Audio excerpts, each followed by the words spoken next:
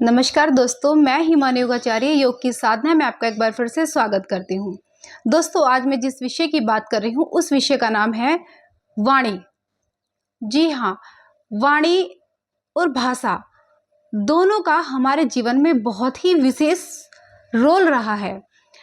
ये दोनों ऐसी चीज़ है, यदि हम इसका सही उपयोग नहीं करते तो ये विनाश का कारण भी बन जाती है।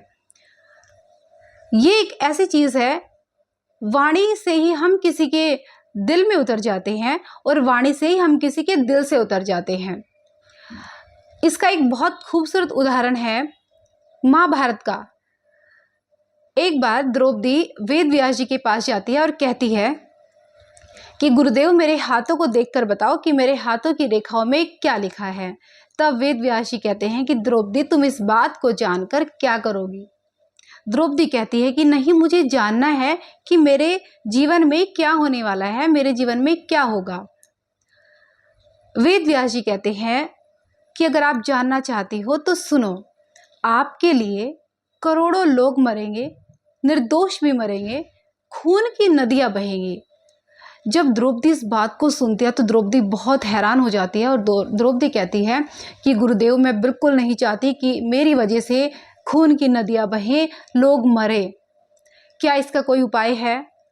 तब वेद व्यास जी कहते हैं कि द्रौपदी, इसका उपाय है, लेकिन आप कर नहीं पाओगे।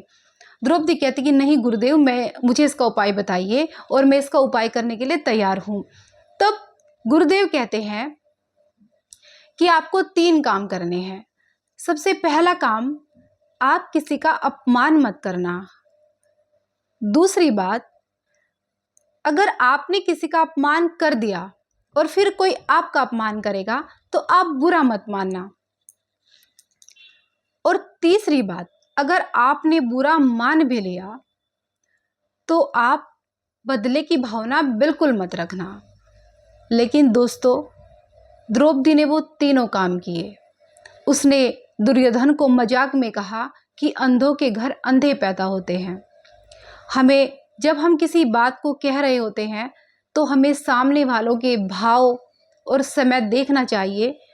कभी कभी हम कोई बात ऐसी कह देते हैं कि वो सामने वाले के दिल को ठेस पहुंचा देती है। अपनी वाणी को बोलने से पहले हमें समझना चाहिए कि हम क्या शब्द बोल रहे हैं, क्योंकि वाणी हमारे जीवन में बहुत ही महत्वपूर्ण रोल निभाती आई है।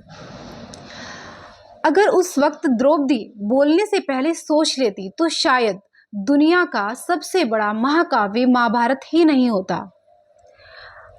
वाणी को सोच समझकर नहीं बोला गया, इसका परिणाम आप सबने देखा है। इसलिए जब भी आप कोई बात कहें, उस बात को सोचे समझे, और सबसे जरूरी है कि जो हम कह रहे हैं उस बात का सामने वाले पे क्या प्रभाव पड़ेगा, इस बात को जानना बहुत ज़रूरी है। अगर आपको यह वीडियो अच्छी लगी हो तो वीडियो को लाइक करना, शेयर करना, चैनल को सब्सक्राइब करना। मिलते हैं एक नए विषय के साथ दूसरी वीडियो में। तब तक के लिए बहुत बहुत धन्यवाद।